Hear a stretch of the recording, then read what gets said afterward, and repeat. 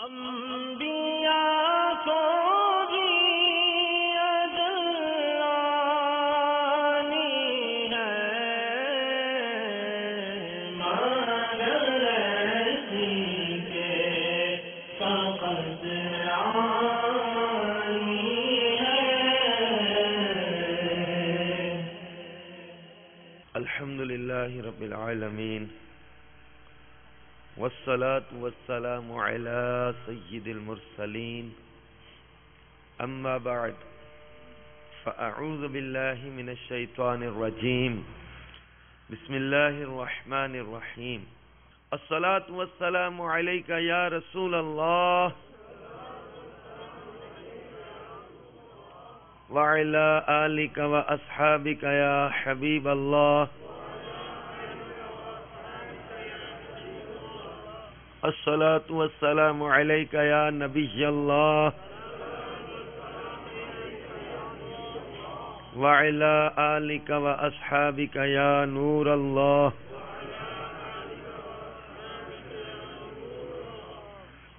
سرکار نامدار، مدینے کے تاجدار، رسولوں کے سردار، شفیع روز شمار، جناب احمد مختار صلی اللہ تعالی علیہ وآلہ وسلم کا فرمان خوشبودار ہے، جب تم کسی چیز کو بھول جاؤ تو مجھ پر درود پڑھو، انشاءاللہ عز وجل یاد آ جائے گی۔ صلو علی الحبیب صلی اللہ تعالی علی محمد وعلی آلہ وصحبہ وبارک۔ میٹھے میٹھے اسلامی بھائیوں اور مدنی چینل کے ناظرین، مدنی چینل کے سلسلے انبیاء کرام کے واقعات کے ساتھ آپ کی بارگاہ میں حاضر ہیں، جہاں مدنی چینل پر الحمدللہ عز وجل ہم فرض علوم بھی وقتاً فوقتاً سیکھتے رہتے ہیں، صحابہ کرام اہل بیت اطہار کا تذکرہ سنتے رہتے ہیں، سرکار نامدار مدینے کے تاجدار صلی اللہ تعالی علیہ وآلہ وسلم کی خصوصیات، معجزات و کمالات اور اوصاف کا تذکرہ سنتے رہتے ہیں، مختلف سنتیں، آداب سیکھتے رہتے ہیں، مدنی مذاکروں کی بہاریں اور مدنی مکالمے کی صورت میں الحمدللہ بہت اچھے اچھے مدنی پھول، اور مختلف مدنی چینل کے سلسلوں میں ہم بہت ساری معلوماتی باتیں سیکھتے رہتے ہیں۔ اسی میں ہمارے مدنی چینل کے سلسلوں میں ایک بڑا حسین اضافہ انبیاء کرام کے واقعات، اس میں ہم انبیاء کرام علیہم الصلاۃ والسلام کے واقعات سننے کی سعادت حاصل کریں گے۔ جیسا کہ منقول ہے، عند ذکر الصالحین تنزل الرحمہ، کہ جہاں نیکوں کا ذکر ہوتا ہے وہاں رحمتوں کا نزول ہوتا ہے۔ اور آج ہم اپنے اس سلسلے میں ابو البشر حضرت سیدنا آدم علی نبینا علیہ الصلوۃ والسلام کا تذکرہ کریں گے۔ حضرت آدم صفی اللہ علیہ الصلوۃ والسلام کے واقعات کو سننے میں، پڑھنے میں بہت سے مدنی پھول ملتے ہیں۔ قرآن پاک میں بیان کردہ واقعات میں جو طویل واقعات ہیں، ان میں حضرت آدم علیہ الصلوۃ والسلام کے واقعات بھی ہیں۔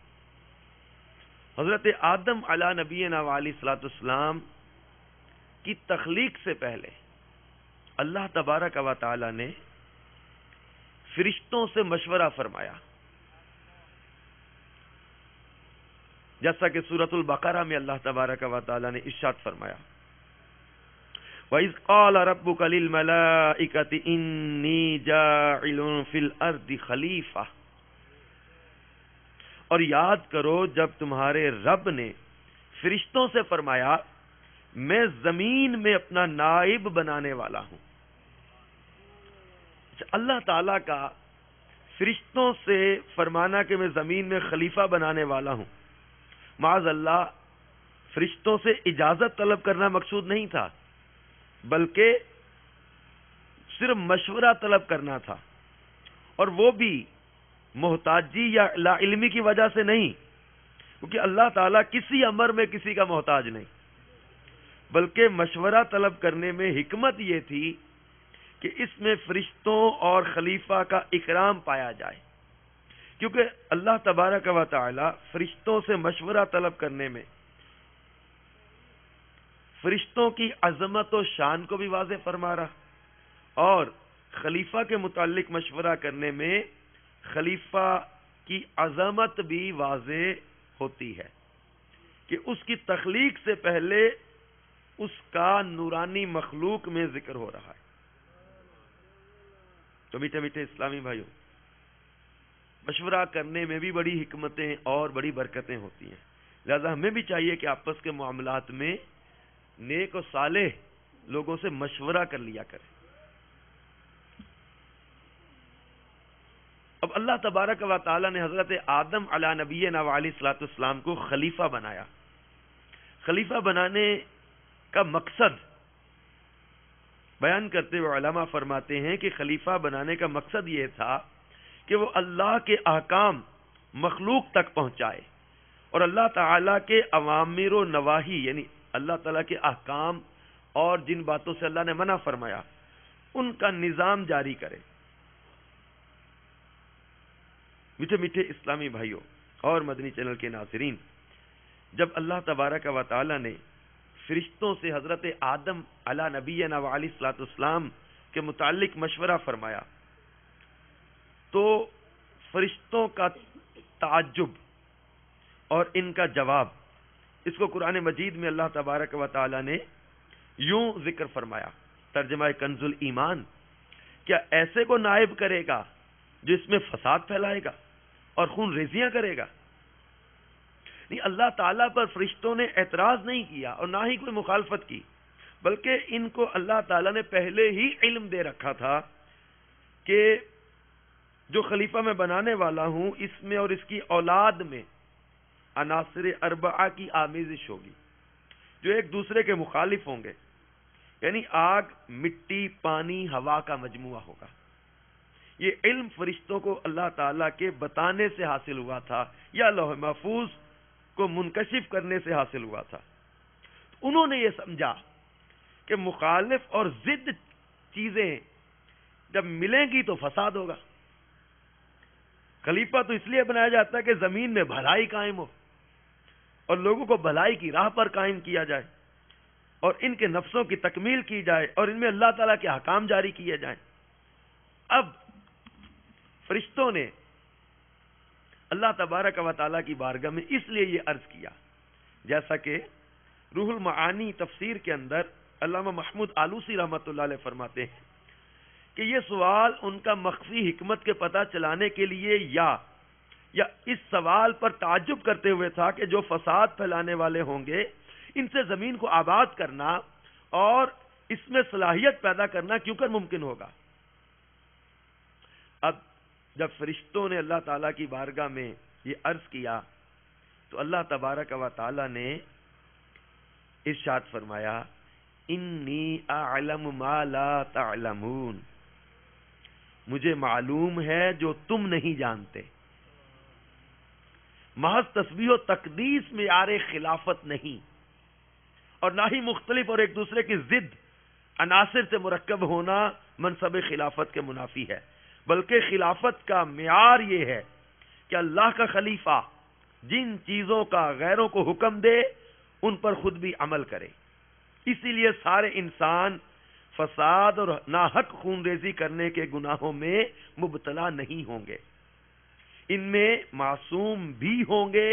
جو اللہ تعالیٰ کا خلیفہ بننے کے حقدار ہوں گے۔ اب اللہ تبارک و تعالیٰ نے حضرت آدم علی نبینا و علیہ الصلوۃ والسلام کو فضیلت عطا فرمائی اور جو فضائل حضرت آدم علی نبینا و علیہ الصلوۃ والسلام کو عطا کیے ان میں ایک بہت بڑا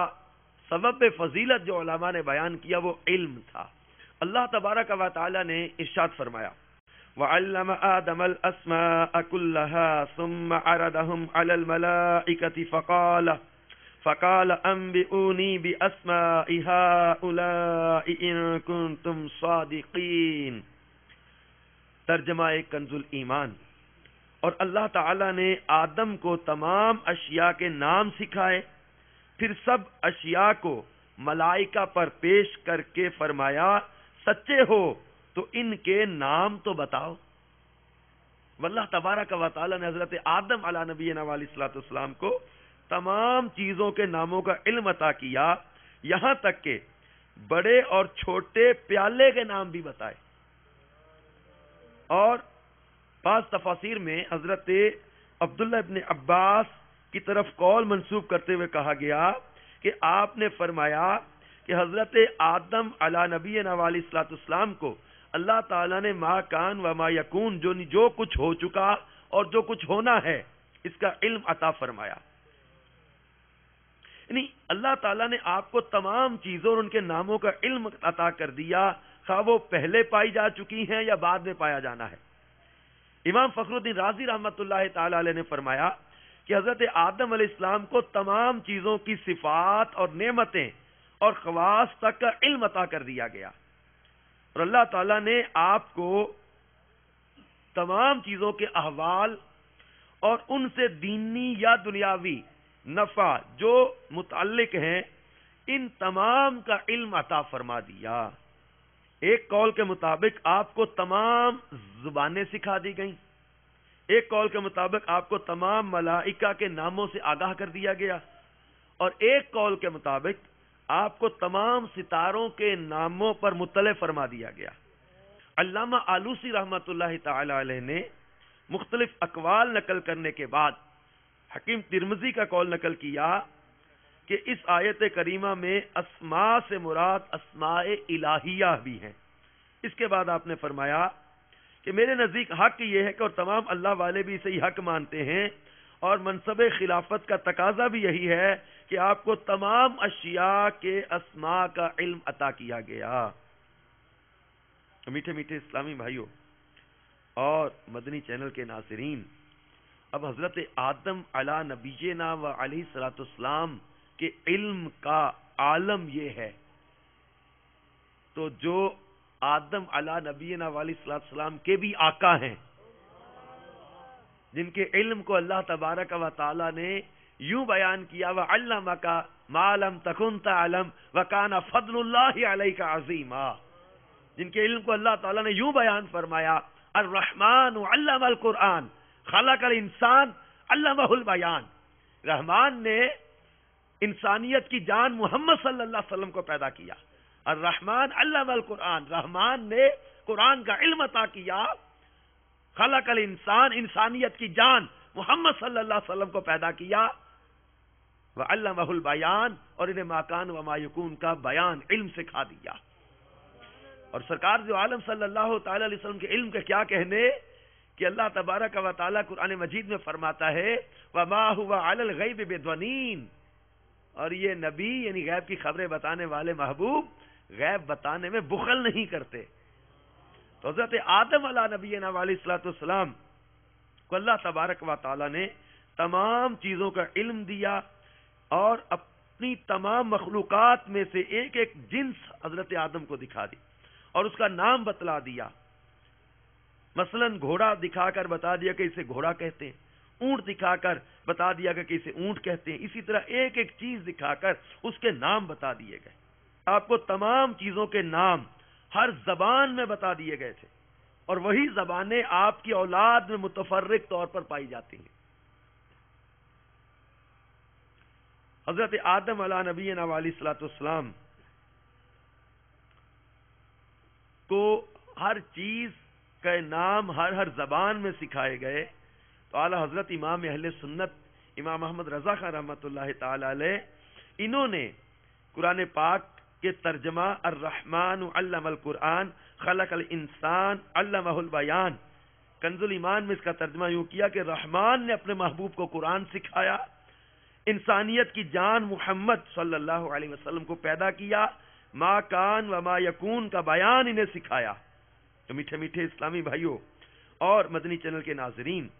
اب حضرت آدم علی نبینا علیہ الصلوۃ والسلام کو فرشتوں کے سامنے یہ فضیلت عطا کی کہ ان کو تمام چیزوں کے ناموں کا علم عطا کر دیا.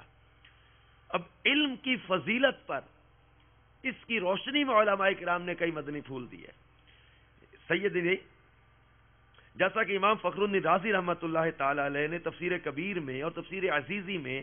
بھی کچھ علم کے فضائل بیان کیے، فقی ابو اللہ سمرقندی رحمۃ اللہ علیہ نے اس آیت کے تحت کچھ مدنی پھول عطا کیے کہ عالم کی صحبت میں حاضر ہونے میں 7 فائدے ہیں۔ علم اور علماء کی فضیلت اس سے پتہ چل رہی کہ عالم کی صحبت میں حاضر ہونے میں 7 فائدے ہیں، خواہ اس سے علم حاصل کرے یا نہ کرے۔ کیا فوائد ہیں؟ کہ وہ شخص طالب علموں کے زمرے میں شمار کیا جاتا ہے اور ان کا ثواب پاتا ہے۔ عالم کی صحبت کی فضیلت دیکھ۔ اب مدنی مذاکرے میں علم دین کے حصول کی نیت سے یا امیر اہل سنت کو اللہ تبارک و تعالی نے جو علوم عطا کیے اس کی برکتیں لینے کی نیت سے ہم مدنی مذاکرے میں بیٹھتے ہیں، دعوت اسلامی کے ہفتہ وار اجتماع میں علم دین کے حصول کی نیت سے حاضر ہوتے ہیں، فرض علوم کورس میں آتے ہیں یا دیگر جو علم کے ذرائع ہیں یا علماء کی صحبت میں جاتے ہیں تو علم اور علماء کے فضائل ملتے ہیں۔ اب اس میں عالم کی صحبت میں بیٹھنے کے جو 7 فضائل کہ وہ شخص طالب علموں کے زمرے میں شمار کیا جاتا ہے، ان کا ثواب پاتا ہے، جب تک اس مجلس میں بیٹھا رہے گا گناہوں سے بچا رہے گا، جس وقت یہ اپنے گھر سے طلب علم کی نیت سے نکلتا ہے ہر قدم پر نیکی پاتا ہے، علم کے حلقے میں رحمت الہی نازل ہوتی ہے جس میں یہ شریک ہو جاتا ہے، علم کا ذکر سنتا ہے جو کہ عبادت ہے، اور وہاں جب کوئی مشکل مسئلہ سنتا ہے جو اس کی سمجھ میں نہیں آتا اور اس کا دل تنگ ہوتا ہے تو حق تعالیٰ کے نزدیک منکسر القلوب، دل ٹوٹا ہو جو رحمت کا مستحق ہوتا ہے، میں شمار کیا جاتا ہے۔ اور 7ویں فضیلت کہ اس کے دل میں علم کی عزت اور جہالت سے نفرت پیدا ہوتی ہے۔ اور میٹھے میٹھے اسلامی بھائیوں اور مدنی چینل کے ناظرین کہ حضرت آدم علیہ نبینا علیہ الصلوۃ والسلام کو علم کی وجہ سے فرشتوں پر جو بزرگی دی گئی اور فرشتوں کو ان کے سامنے سجدہ کرنے کا حکم دیا گیا، چنانچہ اللہ تبارک و تعالی جل جلالہ نے قرآن پاک میں اس کا ذکر فرمایا کہ وَإِذْ قُلْنَا لِلْمَلَائِكَةِ اسْجُدُوا لِآدَمَ، حضرت آدم علیہ نبینا علیہ الصلوۃ والسلام کو جو فضیلت عطا کی ان میں علم بھی سبب ہے، اور مفسرین کرام نے جناب آدم علیہ الصلوۃ والسلام کی پیشانی میں چمکتے نور مصطفیٰ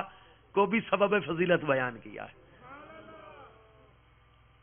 حضرت آدم علیہ نبینا علیہ الصلوۃ والسلام کی تخلیق کیسے ہوئی، آئیے یہ بھی آج جانتے ہیں کہ اللہ تبارک و تعالی نے فرمایا بے شک ہم نے ان کو چپکتی مٹی سے بنایا۔ مزید ارشاد فرمایا کہ یاد کرو اس وقت کو جب آپ کے رب نے فرشتوں کو کہا کہ بے شک میں ایک بشر کیچڑ سے بنانے والا ہوں، اس سے مراد آدم علیہ السلام ہے۔ اچھا، جس میں آدم کے لیے مٹی حضرت جبرائیل علیہ السلام زمین سے لے کر گئے، اور زمین نے بڑی عاجزی انکساری اور گریہ زاری سے عرض کی کہ میری مٹی سے بننے والے شخصوں نے اگر خون ریزیاں کی یا وہ جرائم کی وجہ سے جہنم میں گئے تو مجھے تکلیف ہوگی۔ جبریل علیہ السلام نے زمین کی عاجزی کو دیکھا تو واپس چلے گئے، اللہ تعالیٰ کے حضور ماجرا عرض کیا۔ اسرافیل بھی آ کر واپس چلے گئے، حضرت میکائیل بھی آ کر چلے گئے، ان کے بعد اسرائیل علیہ السلام آئے، ان کی خدمت میں بھی زمین نے وہی عاجزانہ گفتگو کی، لیکن آپ نے کہا میں تیری بات تسلیم کروں یا اللہ تعالیٰ کے حکم پر عمل کروں؟ مجھے اللہ تعالیٰ کا حکم ہے، اس لیے میں نے تو مٹی ضرور ہی لے کر جانا ہے۔ آپ نے زمین کی انکساری کی طرف کوئی توجہ نہ دی، بلکہ اللہ تعالیٰ کے حکم کے مطابق زمین سے مٹی لے کر رب تعالیٰ کے حضور حاضر ہو گئے۔ اسی وجہ سے اللہ تعالیٰ نے روح قبض کرنا بھی انہی کے سپرد کیا۔ اب آپ یہ بھی جاننا چاہیں گے کہ وہ مٹی کیسی تھی جو آدم علیہ السلام کی تخلیق کے لیے لی گئی،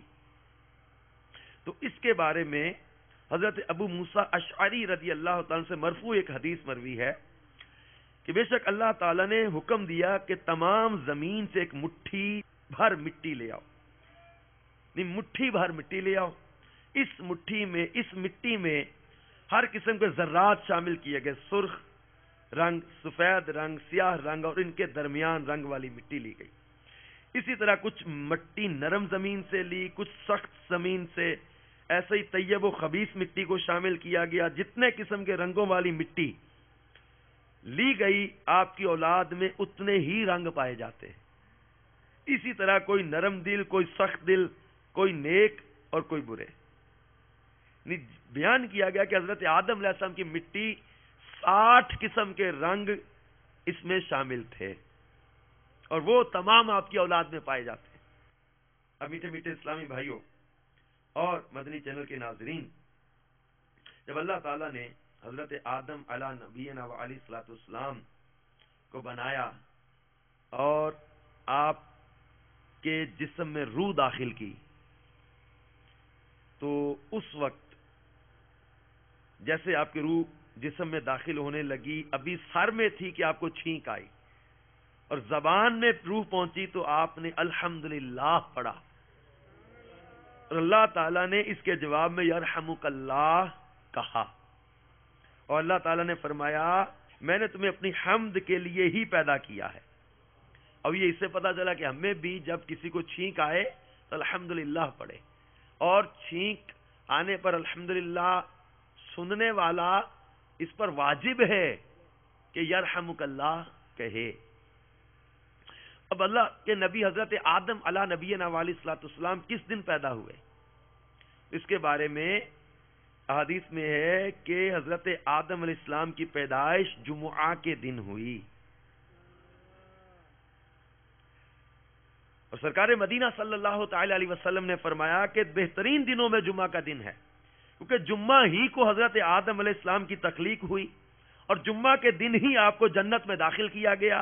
اور جمعہ کے دن ہی آپ جنت سے باہر تشریف لائے اور جمعہ کے دن ہی آپ کی وفات ہوئی اور جمعہ کے دن ہی قیامت قائم ہوگی۔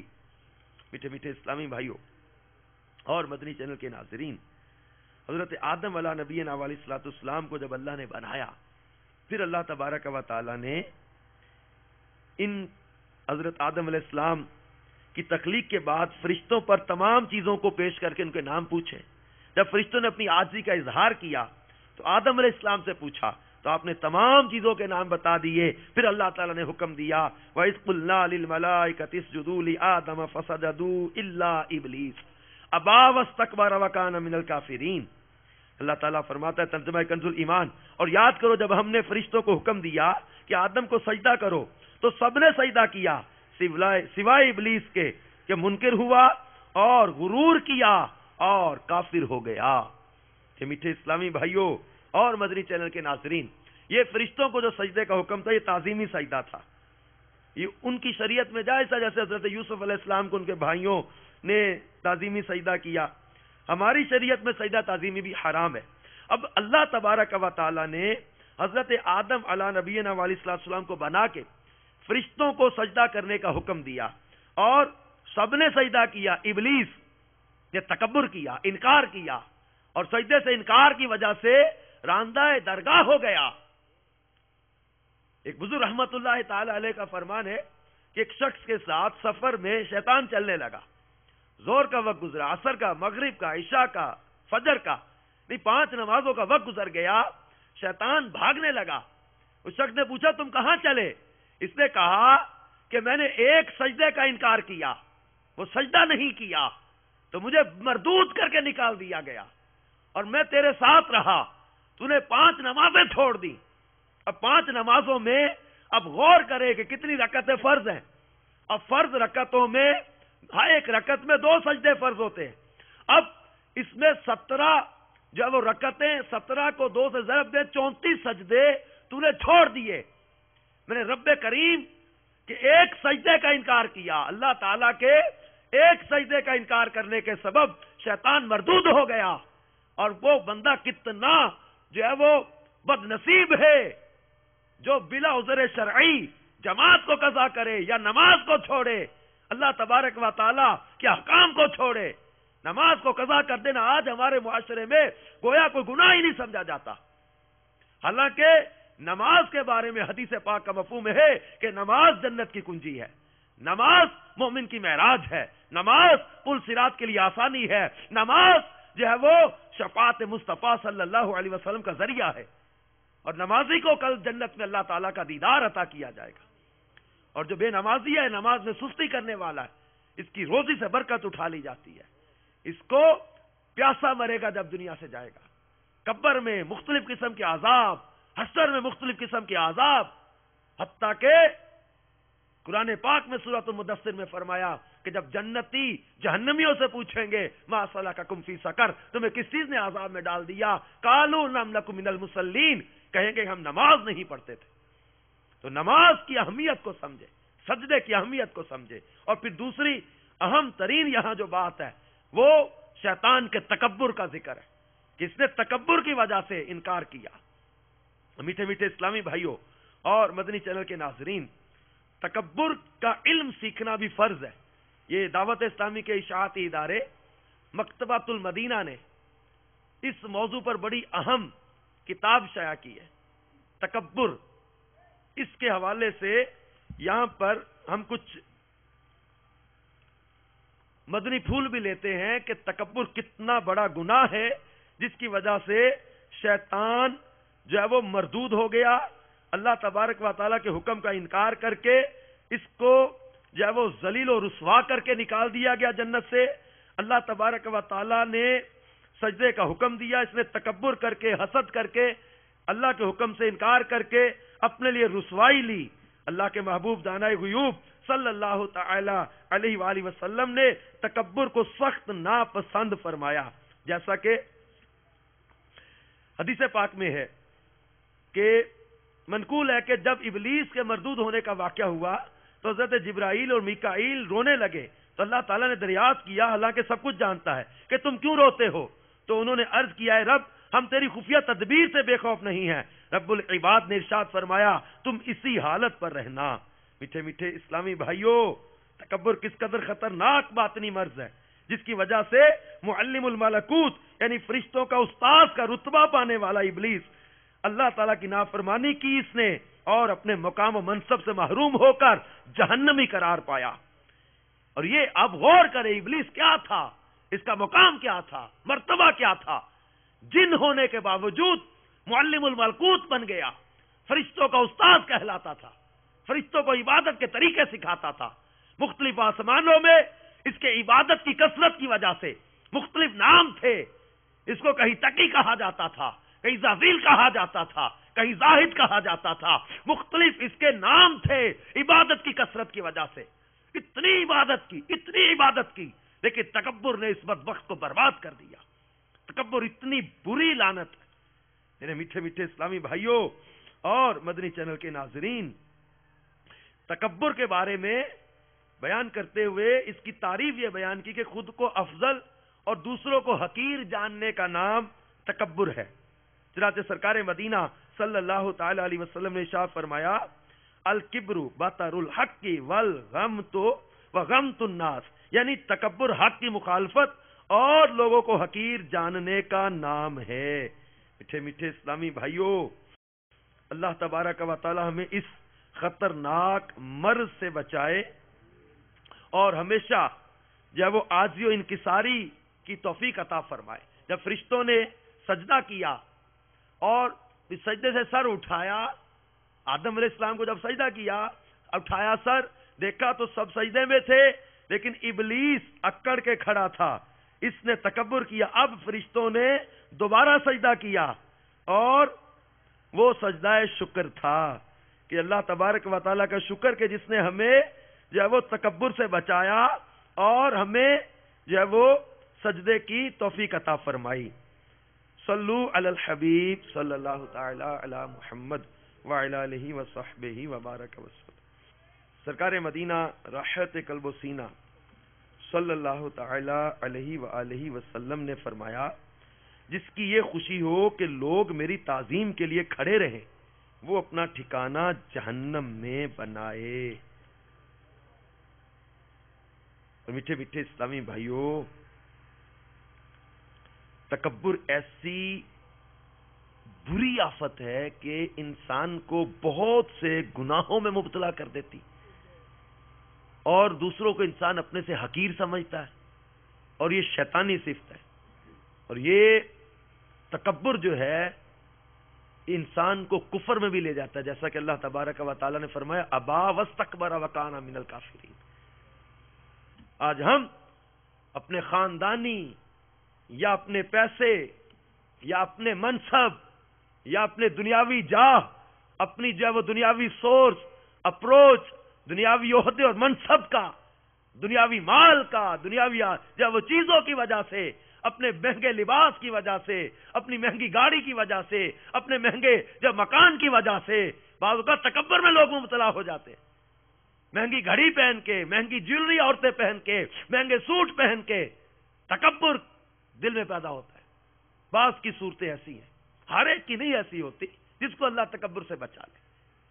ان اکثریت یہ دنیا کا مال و اسباب، دنیا کی چیزیں یہ تکبر میں مبتلا کر دیتی ہیں۔ اور مال و دولت سے جو تکبر پیدا ہوتا ہے اس کی تو سخت مذمت بھی بیان کی گئی، جیسا کہ حسن اخلاق کے پیکر صلی اللہ تعالی علیہ وسلم نے فرمایا 6 قسم کے لوگ بغیر حساب کے جہنم میں داخل ہوں گے۔ کس قدر عبرت ہے اس میں۔ یہ 6 قسم کے لوگ بغیر حساب کے جہنم میں داخل ہوں گے۔ امراء ظلم کی وجہ سے، عرب عصبیت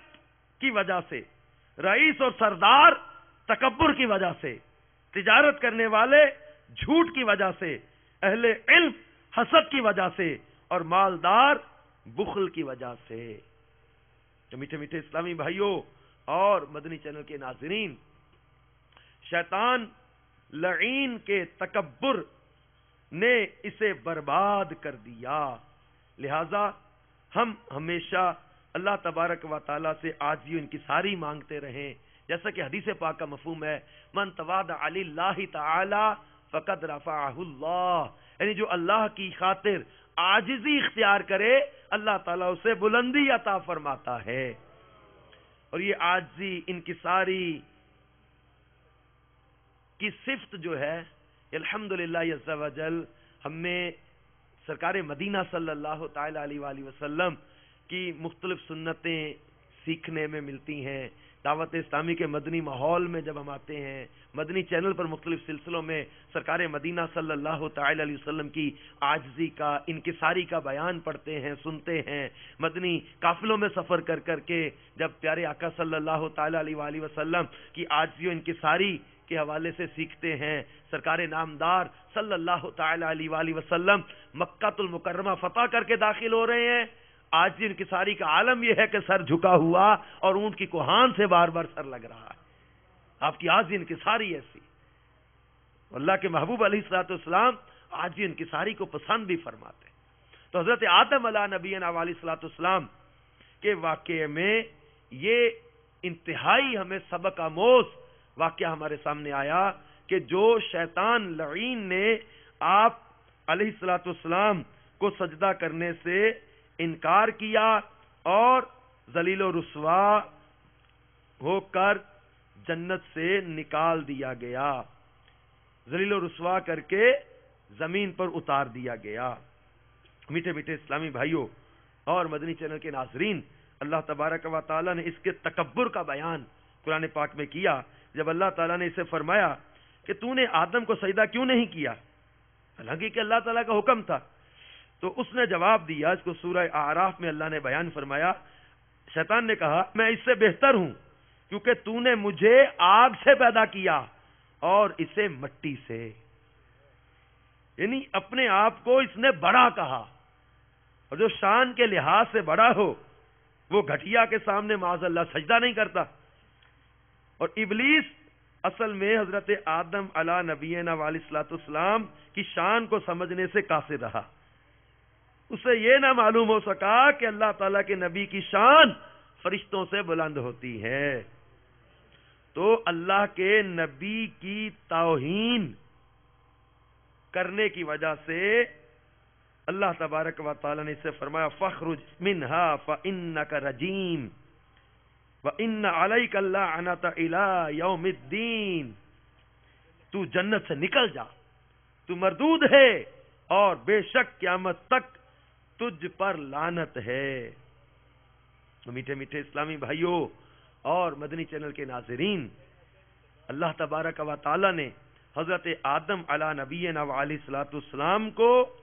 یہ فضیلت عطا فرمائی، اور پھر حضرت آدم علی نبینا و علیہ الصلوۃ والسلام جنت میں چونکہ اکیلے تھے اپنی جنس کے حوالے سے، اب آپ کو تھوڑا وہاں پر اداسی محسوس ہوئی.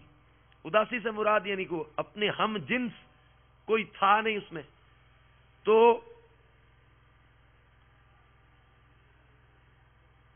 فرشتے علیحدہ جنس تھے، اس لیے اللہ تعالیٰ نے حضرت آدم علیہ الصلوۃ والسلام کی تنہائی کو ختم کرنے کے لیے جب حضرت آدم علیہ السلام پر نیند کو مسلط کیا، اور اسی دوران آپ کی بائیں پسلی سے حضرت حوا کو پیدا کر دیا اور اس کی جگہ گوشت رکھ دیا گیا. جب آپ بیدار ہوئے تو آپ نے اپنے سر کے پاس حضرت حوا کو بیٹھے پایا. پوچھا تم کون ہو؟ انہوں نے کہا میں عورت ہوں. پھر آپ نے کہا تمہیں کیوں پیدا کیا گیا؟ تو انہوں نے عرض کیا تاکہ آپ مجھ سے سکون حاصل کریں. تو میٹھے میٹھے اسلامی بھائیوں اور مدنی چینل کے ناظرین، حضرت آدم علیہ نبینا و علیہ الصلوۃ والسلام کی شادی اور مہر کا بھی واقعہ بڑا دلچسپ ہے کہ جب حضرت حوا رضی اللہ تعالیٰ عنہ کو پیدا کیا گیا تو حضرت آدم علیہ السلام نے ان کی طرف میلان چاہا اور ارادہ فرمایا کہ دستے محبت بڑھائیں. تو فرشتوں نے کہا ٹھہر جائیے، پہلے مہر تو ادا کر لیجئے. آپ نے فرمایا مہر کیا ہوگا؟ تو انہوں نے کہا مہر یہ ہے کہ آپ نبی آخر الزمان صلی اللہ علیہ وسلم پر درود پاک پڑھیں. اور ایک روایت میں 3 دفعہ، ایک میں 17 مرتبہ درود کا بھی ذکر ہے. مختلف یعنی عدد کے لحاظ سے تذکرہ ہے، لیکن یہ طے ہے کہ درود پاک پڑھنے کا حکم دیا گیا. اور یہ حضرت آدم علیہ السلام کا بی بی حوا رضی اللہ تعالیٰ عنہ کے ساتھ شادی کا مہر نبی کریم صلی اللہ علیہ وسلم پر درود پاک پڑھنا قرار پایا گیا، اور آپ نے درود پاک پڑھا اور فرشتوں کی گواہی سے نکاح ہوا. اور اس کے بارے میں تفسیر روح المعانی میں ہے، تفسیر جلالین میں ہے کہ اس سے یہ بھی پتا چلا کہ بے شک نبی کریم صلی اللہ تعالی علیہ وسلم ہر موجود چیز کے لیے وسیلہ ہیں، یہاں تک کہ آپ اپنے باپ حضرت آدم علیہ السلام کا بھی وسیلہ ہیں. دوسری روایت کے مطابق آپ کو اور حضرت حوا کو شادی کے بعد فرشتے سونے کے تخت پر بٹھا کر اس طرح جنت میں لے گئے جس طرح بادشاہوں کو عزت کی خاطر اٹھا کر لے جاتے ہیں. گویا کہ بارات کی واپسی پر فرشتے سنہری ڈولی میں دونوں میاں بیوی کو اٹھا کر لا رہے ہیں. میٹھے میٹھے اسلامی بھائیوں اور مدنی چینل کے ناظرین، حضرت آدم علی نبینا و علیہ الصلوۃ والسلام اور بی بی حوا رضی اللہ تعالی عنہا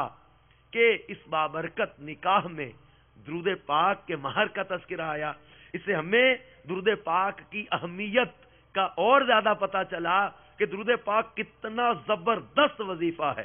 یہ وسیلہ ہے، یہ وسیلہ ہے حضرت آدم اور بی بی حوا کا. اور درود پاک کے فضائل و برکات کے کیا کہنے. یہ حدیث پاک کا مفہوم ہے کہ جس شخص نے اپنی زندگی میں کثرت سے درود پڑھے ہوں گے اس کی موت کے وقت اللہ تعالیٰ مخلوقات سے فرمائے گا کہ اس کے لیے بخشش کی دعا مانگو.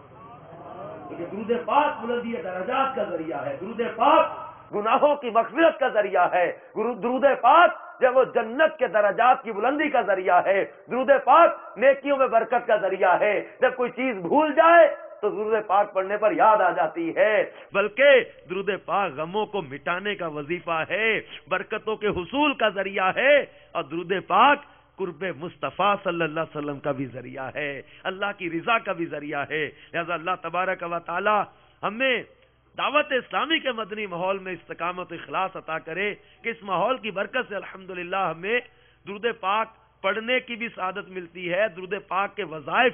ہمیں سیکھنے کی سعادت ملتی ہے. جیسا کہ الحمدللہ عز و جل ہمارے مکتبۃ المدینہ دعوت اسلامی کے جو اشاعتی ادارہ ہے، اس میں مدنی پنصورہ، یہ اس میں مختلف درود پاک کے فضائل، درود پاک کے اوراد، یہ ملتے ہیں۔ مدنی پنجسورہ میں درود پاک کے فضائل بھی ملیں گے، درود پاک کے مختلف اوراد اور درود پاک کے مختلف صیغے بھی آپ کو ملیں گے، شب جمعہ کا درود بھی ملے گا، ایسے ایسے درود پاک کے وظیفے ملیں گے کہ جن کو آپ پڑھیں گے، جن کے فضائل پڑھیں گے تو انشاءاللہ تبارک و تعالی آپ کو شوق اور رغبت جو ہے وہ اور ملے گا کہ ہمیں درود پاک کی کثرت کرنی چاہیے۔ اور میٹھے میٹھے اسلامی بھائیوں اور مدنی چینل کے ناظرین، حضرت آدم علیہ نبینا علیہ الصلوۃ والسلام کے واقعات ہم سن رہے، انشاءاللہ تبارک و تعالی آئندہ حضرت آدم علیہ نبینا علیہ الصلوۃ والسلام اور بی بی حوا کا جنت میں رہنا، درخت وہ جس سے منع کیا گیا تھا اس کا وہ واقعہ کیسے ہوا، کیسے آپ نے وہ درخت کا پھل کھایا، کیسے زمین پر آئے، کیسے زمین آباد ہوئی، کیسے آپ کی اولاد کا سلسلہ چلا، یہ مختلف قسم کے واقعات انشاءاللہ تبارک و تعالی آئندہ سلسلے میں بیان کیے جائیں گے۔ مدنی چینل دیکھتے رہیے، مدنی چینل کے مختلف سلسلوں میں علم دین بھی ملتا رہے گا، مختلف اچھے واقعات، نصیحت پر مبنی واقعات بھی ملتے رہیں گے۔ جیسا کہ آج کے سلسلے میں ہم نے فرشتوں کی عاجزی و انکساری، اور سب سے پہلے چونکہ جبریل امین نے سجدہ کیا، ان کو فضیلت عطا کی گئی، اور اللہ تعالیٰ کی نافرمانی کا انجام ابلیس کی صورت میں ہمارے سامنے، اور نبی پاک صلی اللہ تعالی علیہ وسلم پر درود و سلام کی برکت حضرت آدم کے مہر کی صورت میں، اور حضرت آدم علیہ نبینا علیہ الصلوۃ والسلام کی تخلیق کے حوالے سے، اور آپ کو اللہ تبارک و تعالی نے کیسے بنایا، کس طرح آپ کی مٹی اور اس کے تخلیق کے مراحل ہوئے، آج ہم نے یہاں سیکھنے کی کوشش کی۔ اللہ تبارک و تعالی ہمیں جو سنا سیکھا اسے یاد رکھنے، دوسروں تک پہنچانے کی توفیق عطا فرمائے، آمین بجاہ النبی الامین صلی اللہ تعالی علیہ وآلہ وسلم۔ انبیاء کو